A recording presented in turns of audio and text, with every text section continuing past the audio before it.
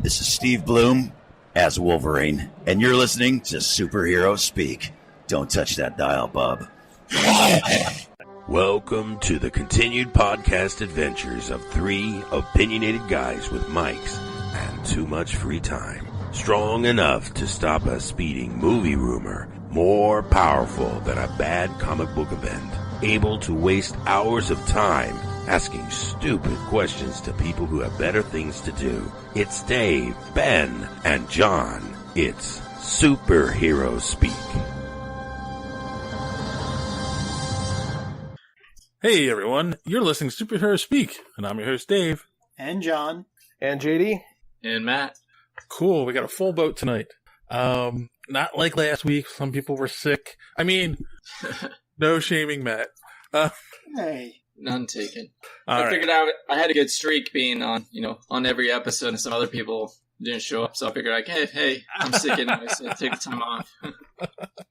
Oh, it's a challenge. All right, so I was going to ask how everyone's week went. Matt, obviously you were recovering all week from your illness. Well, I also went to Utah this weekend. Really? It was a quick trip. Yeah, 7 hours there, 7 hours back. Is that to see Saturday and Sunday? Was that for family or business? Yeah, family member is going to be away for a couple of years, so. Oh, okay. So we went to say our farewell to him. That sounds like fun. Well, he's going on a mission, a church mission. Oh, okay. To Africa, so it's kind of long distance. Right. So he's literally going on a mission from God. Yeah. Was he wearing a dark suit and sunglasses? Not yet, but I'm sure he will there. Cool. And how about you, JD? You recovering from all the Defenders fun of last week? Oh, I've recovered quite nicely and strapped in for some new TV this week. Got a couple hours in. I watched a whole 3 hours of television this week, which is a record for me. Got an 18-month-old bouncing off the walls all the time, so between work and coaching and life, I just don't have time to watch as much TV as I'd like, but I'm good. I'm ready to go for today. And I'm sure John is, as always, prepared tonight with some blackberry brandy. Well, I do have the bottle right next to the computer here, so that's where most of my alcohol lives. That's a good place for it, right?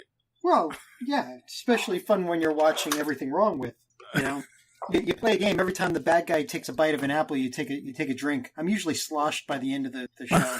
You're usually sloshed by the end of this show, too, so that's good. It's consistency. No, I make sure I'm sloshed before this show. Good advice. All right, so boys and girls, we're going to start mixing it up a little bit on the show.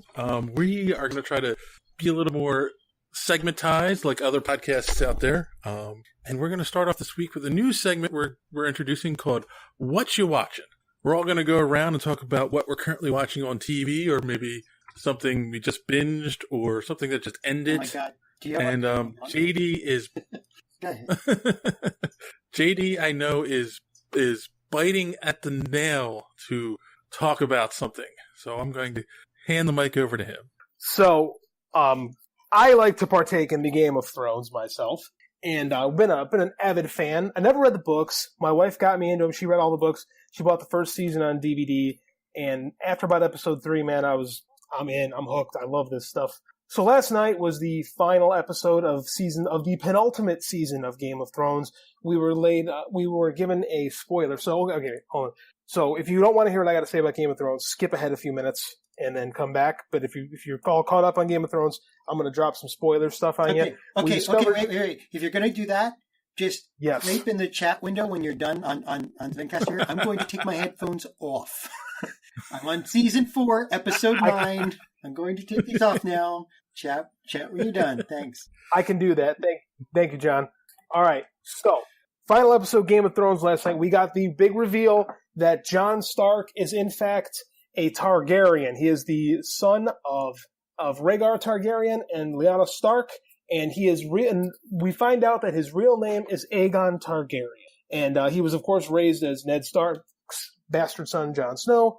And we just learned who he really is. And of course, in the most Game of Thrones way possible, we discover all this information while he's in the throes of passion with his aunt, Daenerys Targaryen. He don't know that. She don't know that.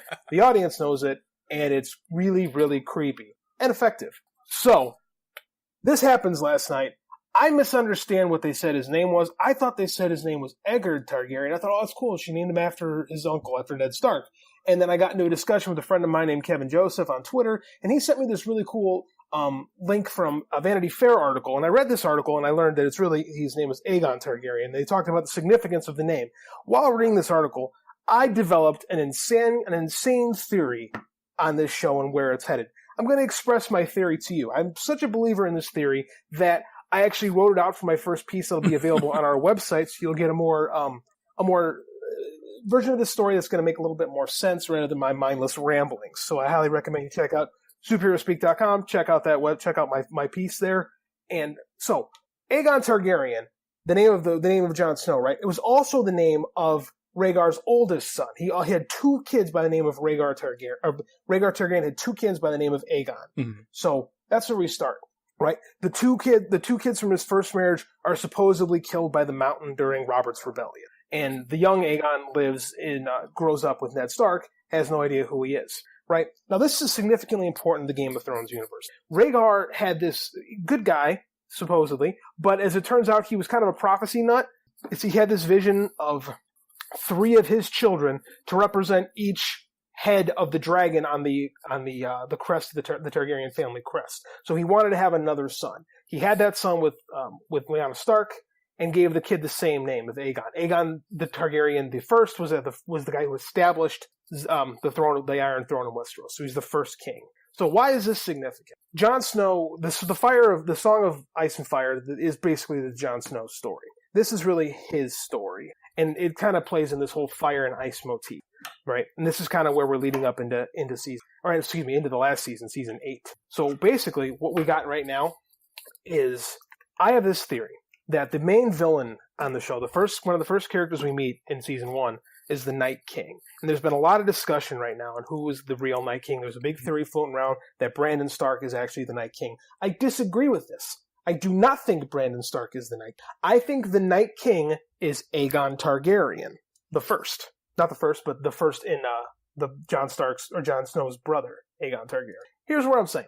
There's 2 kids named Aegon for a reason. And I haven't read the books. I've read a bunch of outside source material, and I've done a bit of research, and I understand writing. I understand where parallels are coming from. And what we have right now is we also have a dead dragon. So Aegon had this vision of 3 of his kids riding 3 dragons. That's going to happen next year. There's going to be 3 people riding 3 dragons. But we have an undead ice dragon with the White Walkers being led around by the Night King. So we have this parallel that's been drawn up. Now, in season 4, we saw that Craster's last-born child was left out as an offering to the White Walkers. The Night King himself picks up this baby and turns it into a White Walker. Why did they do that? This question has been bugging me since season 4. Why did they show us this, if not to lead us somewhere, if not to foreshadow something, right? Because it hasn't been touched up on since. It was just this. It was the end of an episode, and you see the Night King pick up this baby. You think he's going to kill it. He touches it. Its eyes turn blue. We all know what that means. Why? What does this mean significant? My theory.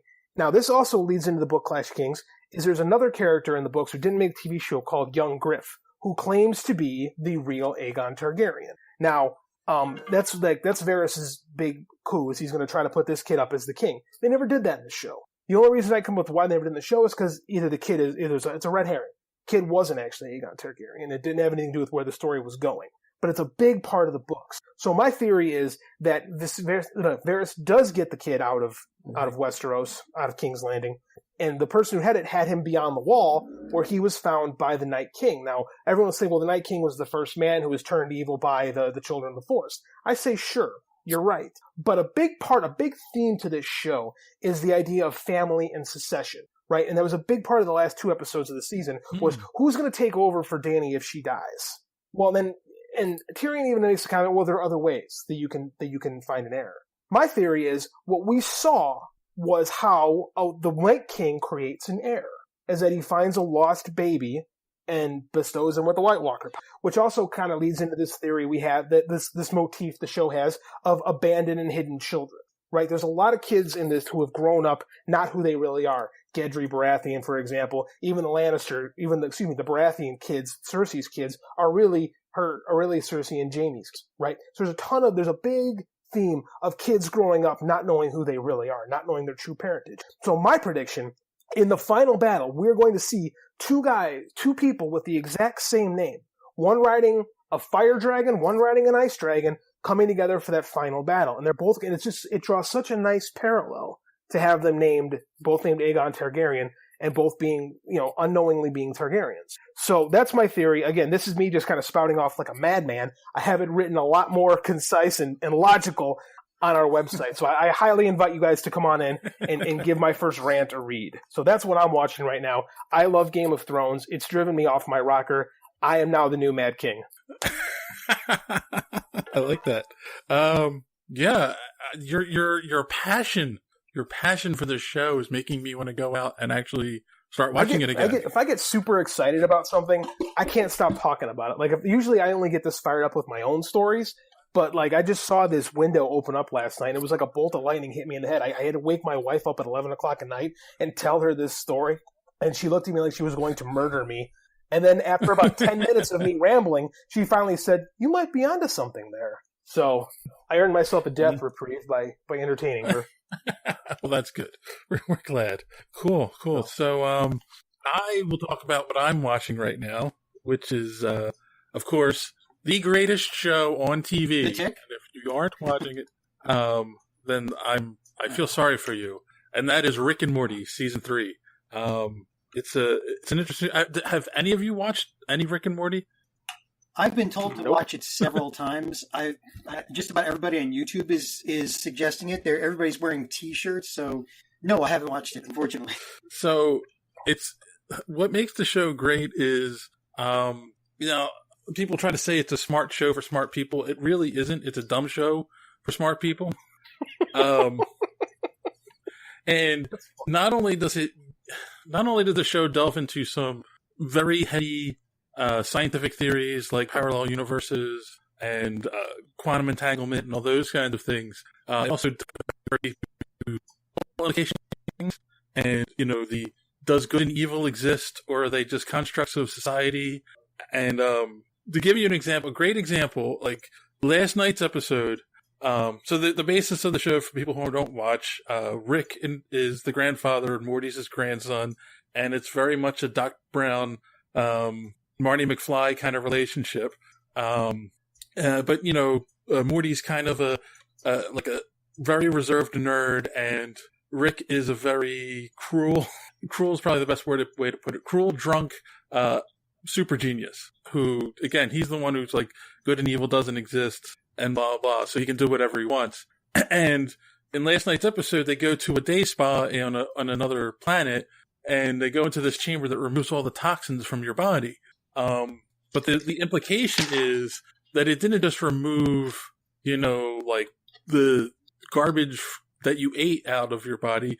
It removed all your toxins. So all the bad parts of your personality were removed. So there's like a flash, and you see Rick and Morty wake up in this pit, and they realize that they're not Rick and Morty.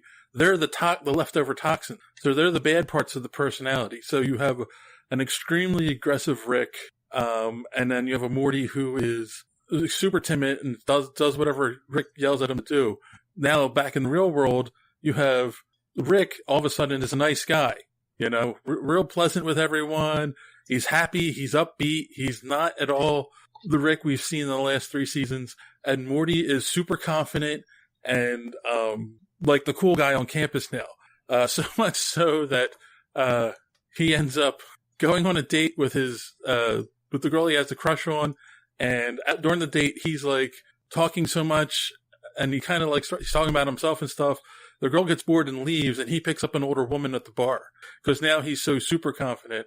And like basically it boils down to like the things that were the toxins that they got out of their body weren't necessarily all the bad things. It's what they thought were bad.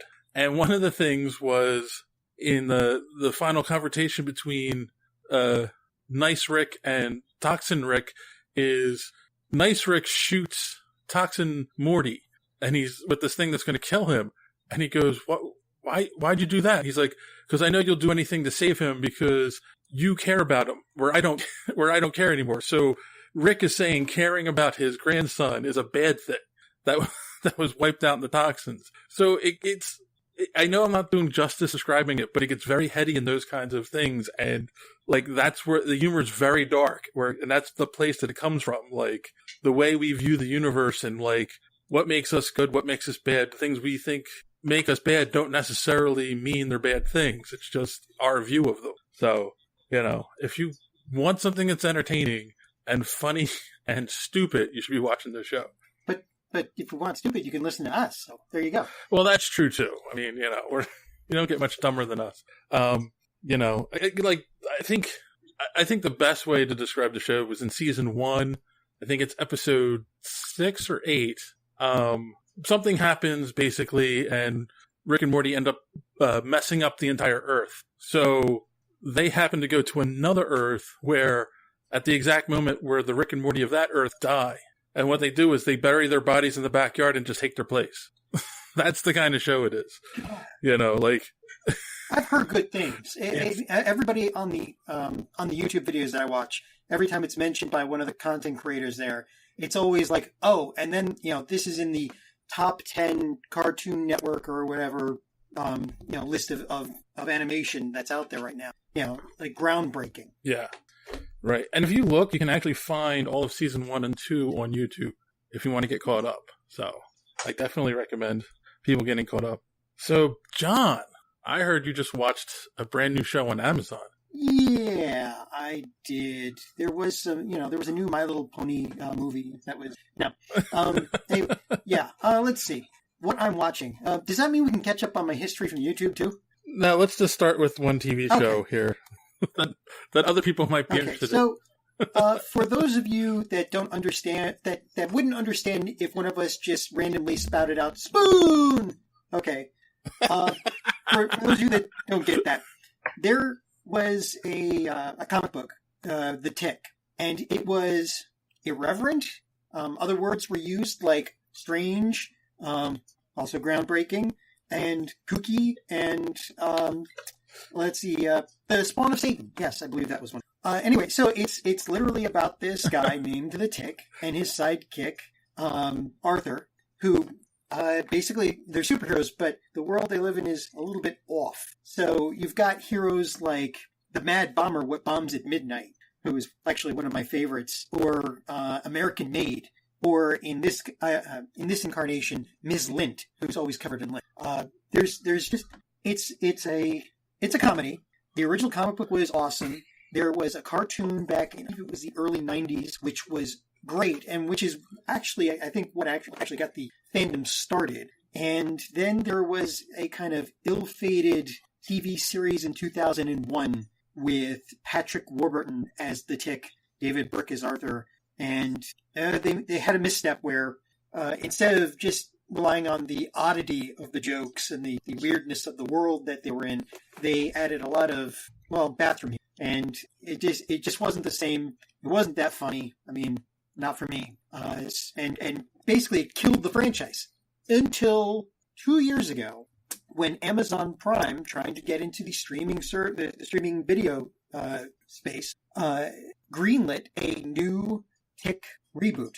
And the first episode that came out was pitch perfect. It was a perfect mix. It was like the original Buffy the Vampire Slayer movie, where it felt like Joss Whedon was schizophrenic. You'd have one scene which was incredibly, it was a high drama, and you really felt for the characters, and the next scene would be like slapstick comedy. That's pretty much what this was, but it was more nuanced, and it was funny as hell. It is one of the first times in a long time I've sat there and laughed for like 5 minutes from one joke. But they have the personality of the Tick perfect. He's this big, nigh invulnerable, not indestructible, nigh invulnerable, big blue guy that is kind of a Superman type. But he just he walks through explosions.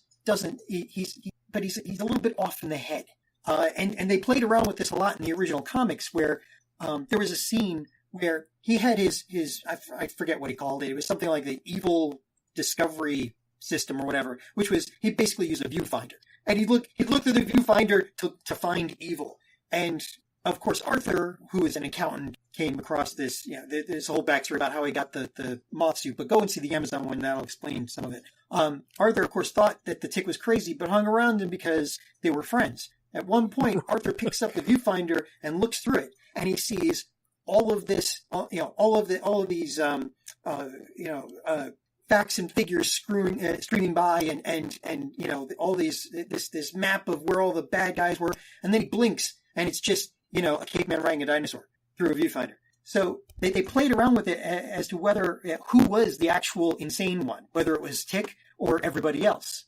And I put forward that since we're going with grand conspiracy theories today, I put forward that the Tick is one of those characters that's super sane, that kind of almost knows that he's in a comic book and uses that.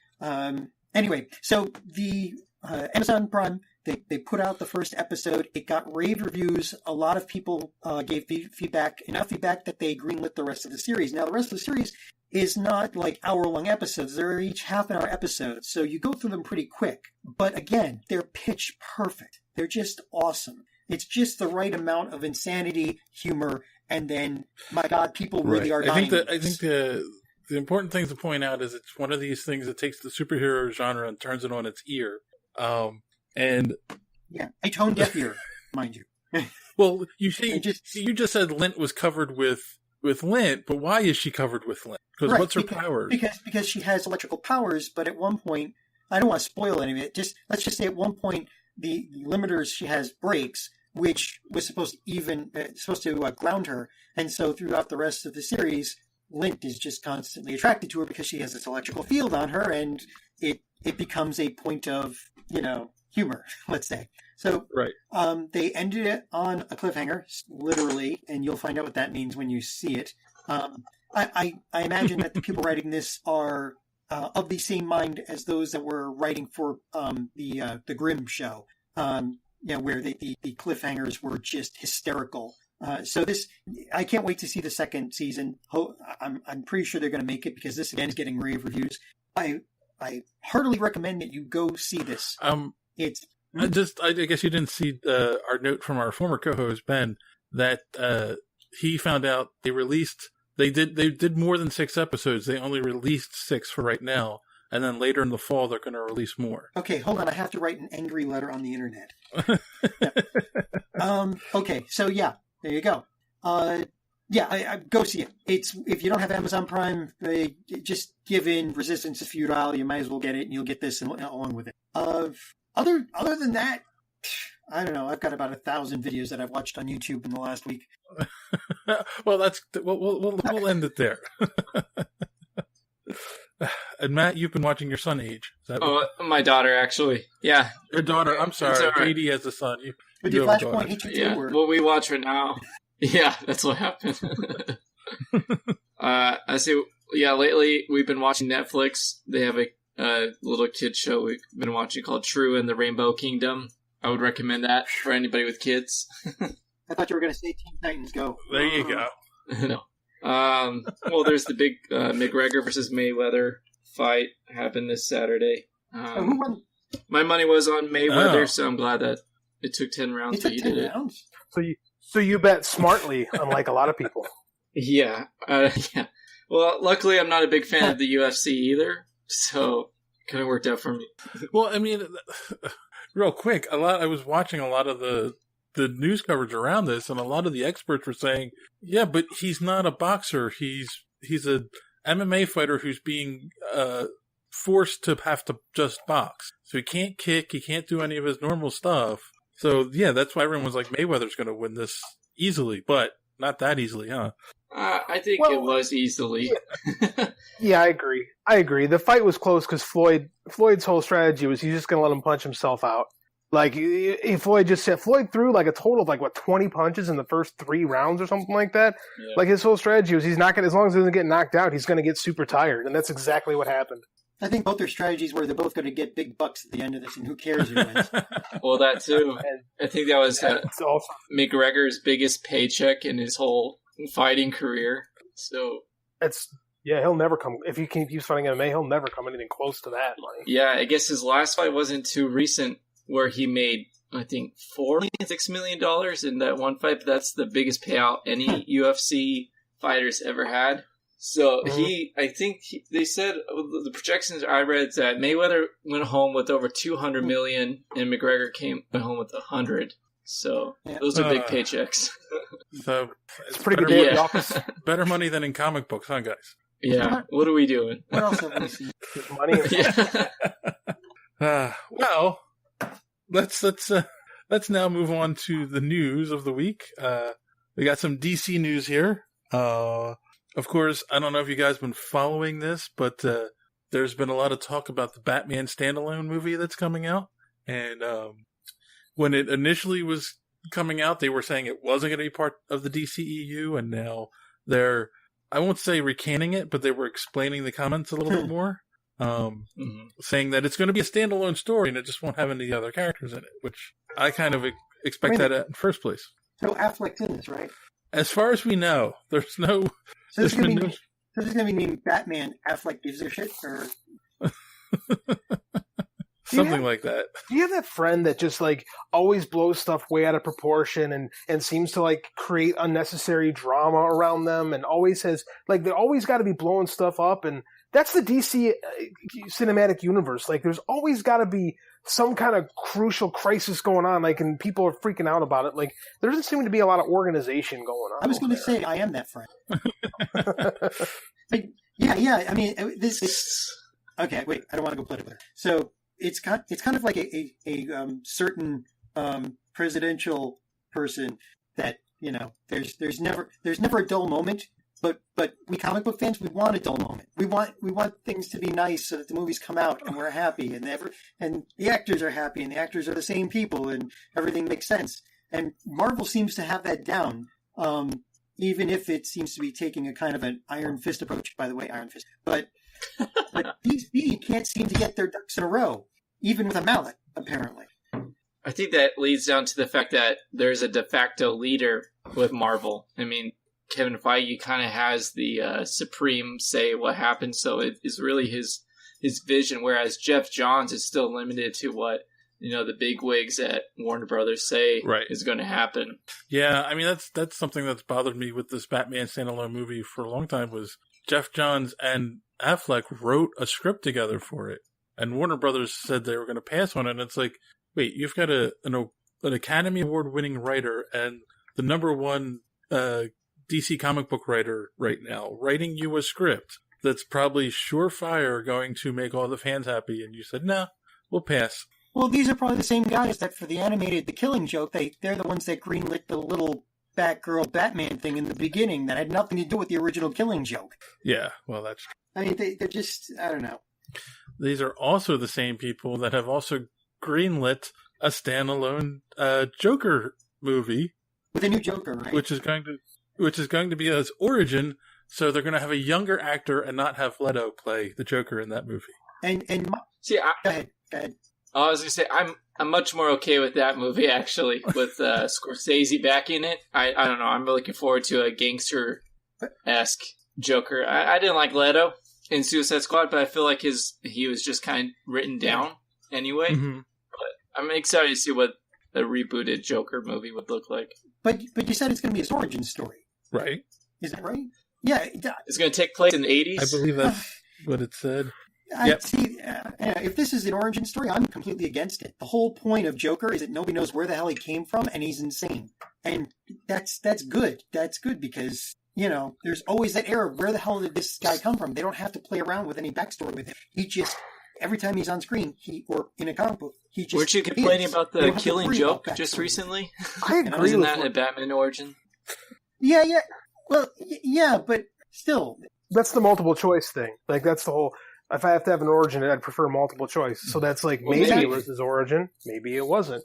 But I mean, like, I agree with a lot of what John's saying. I mean, like, here's what I don't understand is, like, thematically and dramatically speaking, it's really hard to build a movie around a character that's supposed to have, like, no sympathy whatsoever. Like, villain comics have a hard time, like, staying afloat because it's really hard to build stories around evil people, like, and continue them. I'm just wondering how we're going to keep this, like, how can our protagonist in a film be the Joker? Like, I just don't I don't understand how it's going to work. I'm not saying Martin Scorsese has done great movies about horrendous human beings. So, I mean, if there's a guy to do it, it's him. But that being said, I don't know, man. I don't know about this. Yeah, you can do an anti-hero story, but you can't do an anti-hero story. I mean, right. And one of the reasons that the Killing Joke works is the only reason that he's telling what's his name? Jeez, Batman.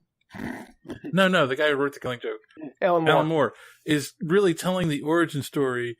Is one to set up a little bit of sympathy for the Joker, and a little bit of like paralleling. Here's somebody who was in a bad situation, had all these problems. He tried to do stuff to get out of the situation and ends up becoming the Joker. And also because in Alan Moore's mind, he was writing the last Joker story. So of course you're going to tell the person's origin when you're trying to tell their ending as well. So that's why like a lot of people don't take it seriously as the Joker's origin story. But yeah, exactly. Even Alan Moore's come out years later and said the story was not really that good. Like it's Alan Moore, so whatever, take whatever he says, But I mean, like he's even said it's not a work that he's particularly proud of. And I mean, DC in the '80s definitely steered into the skid, making the Killing Joke part of the canon. I mean, I don't know. I think it's an alright story, but I don't know I think it's a tad overrated. No, I agree. But then if you do the origin, is that the origin you do, or do you come up with something even completely different? At this point, if the origin story doesn't involve some big blue godlike being with no underpants, then it's not going to help. I would rather see an origin story that suddenly that you're given that choice again. That is you're given several different ways he could have become himself, and you're never just like at the end of the Killing Joke, where you're never really sure if Batman was the one that snapped his neck and killed him or what. Right? I mean, that's what made that story. That's one of the things that made that story great. If they did it with this, as far as his origin story is concerned, is the first thing we see is him getting up and he's already kind of insane and like that, but you're not sure exactly what led to just that moment, and you're given hints, but you're not told exactly. That would be good. Again, my fear on this is creating too much sympathy for the devil kind of takes the scariness away from the devil. Oh. Yeah. Like I don't want to know that. I don't want to know why the Joker does what he does. I just like that he does it. Like, I think that's what makes, I think as a writer, that'd be the coolest thing about him, because like, he just does things. Like, he's pure id. Like, why would you want to contain that? I don't get this one. Well, there's also the point that what is the Joker without Batman? Nothing. That's true. Joker makes that point all the time. Mm-hmm. I mean, Dark Knight Returns had it perfect. It's Batman went away. What happened to Joker? He went catatonic. What's he going to do? Mm-hmm. Right. No, that's true. And yeah, I mean, I don't know. How do you tell a standalone Joker story? And then there's supposedly also a Joker Harley Quinn story in the works. But they were saying it's going to be a play on Mad Love from the comic books. So then why not bring Leto back in? What's her face as Harley Quinn? Well, I don't know. I mean, again, that's one of those rumors floating around. I don't know what they're doing with that. So we'll just pick what the worst possible thing is that they could have done, and that's probably what. I'm sorry, and I'm the DC guy. Aren't I like just bringing the love today? All right. Well, speaking of DC comics, they're kind of doing that too, where they're telling the Joker story as the viewpoint of the hero with the Batman White Knight. Okay.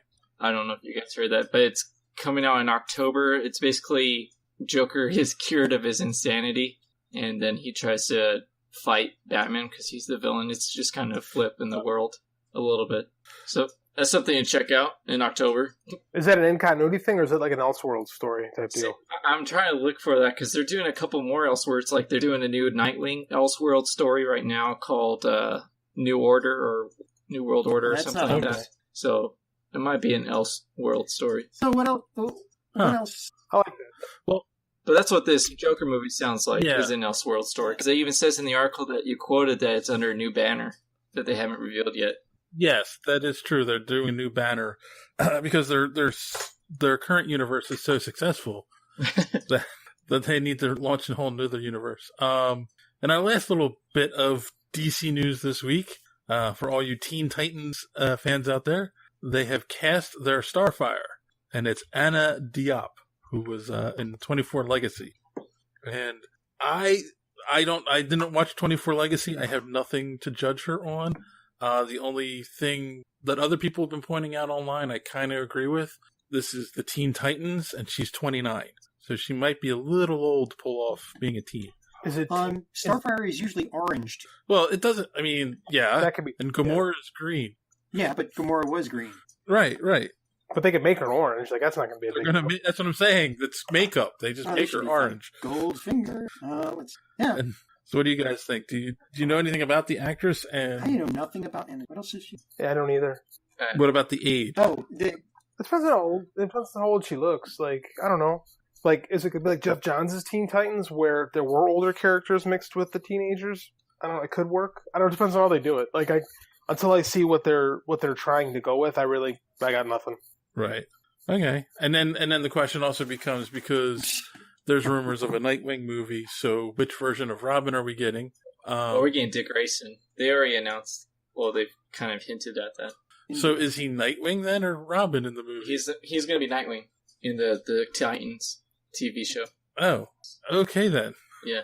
Well, they're also using Barry Allen as the Flash in both the movie and the TV show. Yeah, I mean, like DC. I mean, DC. This kind of works a little bit better because DC. Personally, I think at its best, it exists with the multiple Earths and the multiple variations on characters. So I think for TV, it doesn't have to be like everything aligned like Marvel does. So let's have a Dick Grayson that's a Nightwing. Let's have a Dick Grayson that's a Robin. As long as they're both entertaining, doesn't bother me in the slightest. Right. DC is a little more forgiving than Marvel fans about it. Like we're given a choice about that.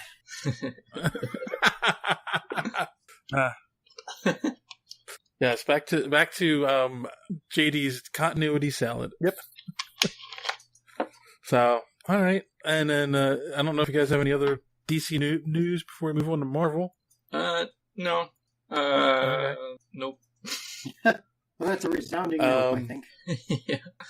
Nothing so, good. Yeah, that's true. So I don't know who's been following this, but of course, Gwyneth Paltrow has been spotted on the set for Avengers 4.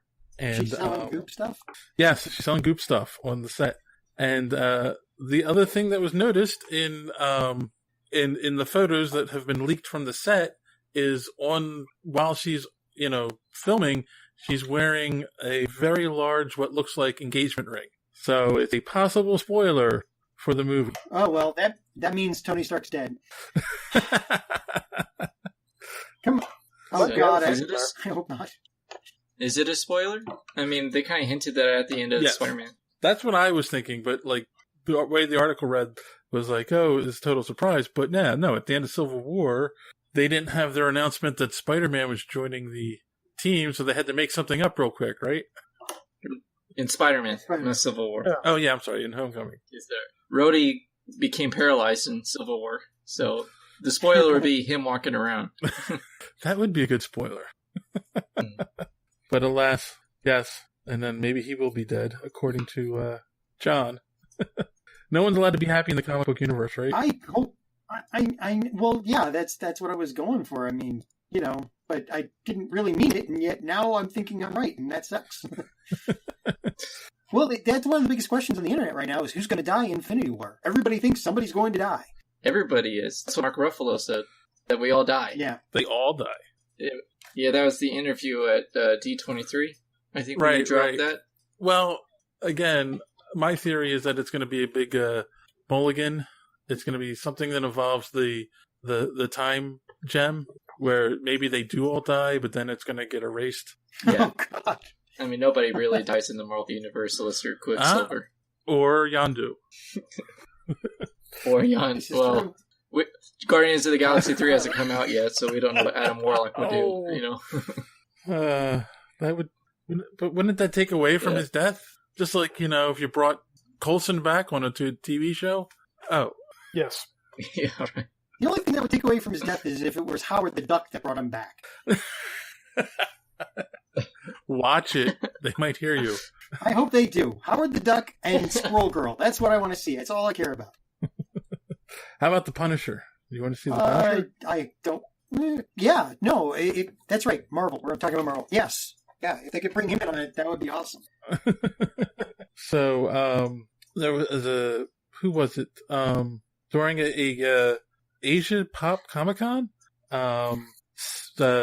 what's his name? CB Sobolski, Marvel Senior Vice President and Creator of Content Development, during a Q&A, basically revealed that there will be another hero in the Punisher miniseries on Netflix, and then would not reveal who the hero is. I'm assuming it's not Cloak and Dagger. Well, no, they're getting their own TV show. Why would they show up? I know. I was hoping that maybe they bring him into the fold. Supposedly that's not going to be part of the MCU. So, real quick, who do you guys think? Is it going to be one of the Defenders, or do you think they might introduce someone new? I think if it was going to be one of the Defenders, they just come out and say it. I mean, like, if they're going to be Cloak and Dagger, pardon the pun about it, it's going to have to be somebody new, right? I mean, right? Who that would be? I'd like to see Moon Knight. That'd be awesome. I don't know. I don't know if that would fit though. I mean, they're going to try to go for. This looks like this Punisher. They're trying to keep like to the Punisher comics, where it's a little bit street level, pretty gritty. I don't know if that Moon Knight character fits. It'd be awesome, but I don't think he's gritty.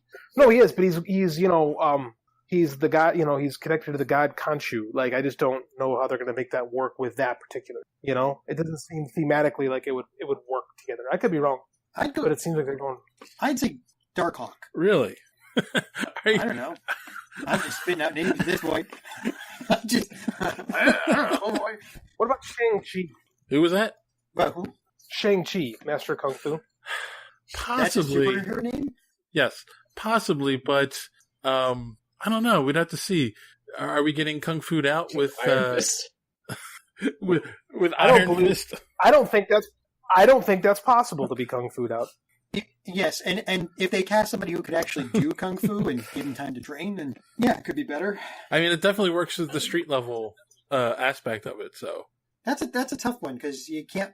Yeah, I mean, I joke about it, but even Squirrel Girl would be too powerful to share the screen with him. That's what I'm saying. Like, I don't know who else they could use. That's not, like I say, that's not going to make him look useless or weaker. There was a hero called Skin that would work. Superpower was just huge folds of skin. Yeah, no. There's some really bad X-Men. They can't use any X-Men though. No mutants. What about Ghost Rider? Not the version they used in Agents of S.H.I.E.L.D., but I mean, he works with the Vengeance motif, but JD makes a point where if it's the Punisher's show, you don't want to make him look weak in any way. He doesn't have a superpower. Yeah, there's no iteration of the Ghost Rider that would be weak enough to not just wipe the walls with anything he was going after. Every version of Ghost Rider could walk right into the drug den and just take out everybody before the Punisher could even get his first round off. Right, little pet and stare, and the people start dropping dead. Like that's why I'm gonna go with Shang-Chi because the only one I can think of that makes sense. Yeah. Well, they could just keep was it dumbass? Iron Fist. Because all he has to do is go in and technically he could wipe the walls with everybody if he stopped whining. Well, that's not going to happen anytime soon. I know. Well, yeah, but that would be it. The big surprise would be, hey, he took somebody out. He stopped talking about how angry he was. So I guess what it comes down is we really have no idea. Yeah, we'll just have to wait for at least previews to come out. And my final bit of Marvel news I have for this week is some good news to me. The original Thor is going to be coming back into the comics. Wait, the one from the old TV series, the Hulk, and the one they did? No. The Odin son. Yes, the Odin son. Yeah, not the Odin daughter. Oh, wait, so just real Thor. Yes. Is coming back. Not the one that's like split with Donald Blake. Not original, right. Just original. Yes. Are you confused yet? Because I am. So, it's kind of like, have they brought Wolverine back yet? I guess not, right? No. Okay. No, they have the old man Wolverine running around in the MCU after in the Marvel Universe after the Secret Wars fiasco. But, so everybody who thought Thor was never coming back, raise your hand. Well, I guess since we're audio, I won't be able to see it, so I'll just assume none of you did. No, it comes back to, yes, these properties always return back to their original states. So, yeah, I agree. It's just it took a little time for it to come back. And in fact, the story where he comes back, there's a cover that was released, and it's Thor sitting on a street with his hammer and lightning coming out of it. and the story is called The Death of Jane Foster. So, Oh, come on. But that's the story, Ben. She's been using Thor powers to keep her cancer away. right. So if she ain't gonna be Thor anymore, she gonna die. Yeah. So sad, but maybe good in the long run. Are they going to use that to explain what happened to Jane Foster in the MCU? Maybe. I don't know. I mean, again, it's also a comic, so how long he can remain? You know, we're going to find out he gets one wish from Odin, and his wish is to bring her back. Right? Thought they couldn't do that. I thought they weren't magic. It was just, and if they can do that, why couldn't he do that for anybody? I don't. New York Post. Logic. The mortal. No, sorry. comics. Bringing the original Thor back. The New York Post today kind of spoiled the end of Secret Empire 10. The original Cap is coming back. They got a big picture of him, of the original Captain America, like no helmet, wings on the side of his head, and everything, punching the Nazi Cap in the face, or Hydra Cap, excuse me, in the face. So was he? So I guess we're gonna put things back together. Was he in the bottom of a lake while the Phoenix Force version of him wandered around? I don't understand. I don't understand how there's now two of them. Yeah. I'm sure they're going to explain it. It's going to be something goofy. It's all part of their new storyline that's coming out. I think it's called Legacy or something like that, where they're going to try to bring back the original characters but have them live in the new universe that they've set up. So we'll see what happens. So the same thing they did in the 80s and the 90s. Exactly. Like, this is, what's old is new again. Yep. Just keep wash, rinse, and repeat. All right. So, since that's all the news we have to talk about, we're going to end on another news segment that I came up with, and then we're going to... Ooh, I like surprises. You never read my emails. And this segment is called Who Played It Best? And what we do is we take an iconic role that has been played by many different actors. And a good example would be Spider-Man or Batman or Daredevil, and we all pick who we thought is the favorite actor or the best actor who portrayed the role, and we try to defend it. And of course, this week we'll start with the most obvious choice. He's had probably the most actors portray him in the movies and television over the years, and that is Batman. And we should start with our resident DC experts, Matt and John. I don't know. Adam West brought a nice quirkiness to it, but, George Clooney was a hot Batman. I mean, remember the nipples. And, JD, help me out here. What are you thinking? I'm Christian Bale, man. I know the voice gets on some people, but I thought that the best films were Batman Begins and The Dark Knight. And Dark Knight Rises has its moments, and it gets a little weird at the end, but I think his performance in him is pretty good, aside from the goofy voice. I mean, I really like his work in those movies. I might buck the trend here. I think I might go either Michael Keaton or Ben Affleck. Because Michael Keaton, as we've seen when he did The Vulture, he's got some acting chops and he can be pretty damn intimidating. And I think he did a good turn as Batman on the big screen. And I think if they wrote him a little bit darker, he probably would have been hands down the best. And then Ben Affleck comes along, after Christian Bale, and we're like, oh, it's Christian Bale. Everybody sees Batman v Superman, and all they can remember is, well, Ben Affleck was good. And I don't think that was just because it was the backdrop of the script writing that he was working against. I think he did actually a fairly good job. So, I don't know. I think I'm kind of torn between Ben Affleck and Keaton. I would say that Ben Affleck was definitely the more comic accurate Batman. Yeah. But he wasn't my favorite. I agree with JD. It was Christian Bale for me. Well, I hate to tell you guys, but you're all wrong. Uh-huh. There is an actor who has portrayed Batman longer than any other actor on the face of the planet. His voice. He has made us believe in the power of persuasion. Oh, I know who you're talking believe about. in the Dark Knight with only the power of his voice. And of course, we're talking about the one and only Kevin Conroy. Yeah. Okay. Man, every time you hear that voice, that's it. Yeah. You didn't specify audio. I just put this out there. Whenever you read a Batman comic book now, whose voice do you hear as Batman? To me, it's Kevin Conroy. Like, that's it. That's Batman's voice. He has had such an effect on the character for all the years that he's been portraying him. I think, it's hard to find someone better. And I agree with JD's arguments. I mean, but he was. I think part of the thing with goofy voice aside, he got to be in really well written Batman movies. Michael Keaton has a special place in my heart because he was the first time in my mind when you saw the material being taken seriously in the original '89 Batman movie. And Matt has a good point about the most comic book accurate being Ben Affleck at this point, but it will always be Kevin Conroy to me. Wait, didn't we at the last Wizard Entertainment Expo? Didn't we interview somebody who did Batman? One of the few people who was able to say, "I am Batman." Yes, we did. Is it? It wasn't. I forget No. which actor it was. Damn it! Oh, I'm person. Yes, you are. I'd like to change my vote. I think actually my favorite Batman was Lego Batman. Who was voiced by Will Arnett. Yes. So Will Arnett is the greatest Batman actor of all time. Is that my understanding here? That's right, and as well as the WB's animation studio, who of course brought the character to life as well. Yes, well that is true. You can't fault the WB. All right. Well, that's good. What's next? Anything else you want to talk about? I think because I've still got that list, on YouTube here. Like one of the videos is literally Iron Fist is a dumbass. Just look on YouTube. That video exists. Really? Yes.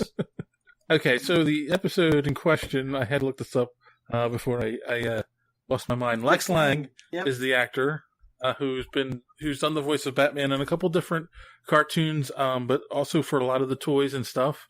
And that was back in episode 210, which was our first from Wizard World Philly this year. Also on that episode is Lex Lang. I mean, not Lex Lang. That's who I first said. Steve Blum, who was Wolverine. What do I know? I was only there. But I was wrong about that video on YouTube. It's not Iron Fist is a dumbass. It's Iron Fist is a thundering dumbass. Oh, well, that's even better. Just look for it, Mr. Sunday Movies. So yeah. So I think that's a good place to put a pin in it. I think everyone should run out and go watch Iron Fist is a Thundering Dumbass on John's recommendation. And if you don't like it, you can reach him at john@superheroespeak.com. Thanks for that. But on that note, until next week, boys and girls, as always, don't let your cape get caught in the door. Have a good week.